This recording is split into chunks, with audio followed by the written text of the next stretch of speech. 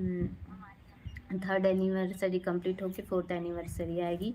दोस्तों आज मैं बहुत उदास थी, सुबह से मैं बहुत रोई और बहुत ज़्यादा उदास थी, और आज मैं वो बातों को करते हुए मैं रो भी दूँगी, पर फिर भी मैंने हटा दिया दिल से, क्योंकि अगर दुःख को लेकर चलूँगी तो कुछ मिलने वाला नहीं।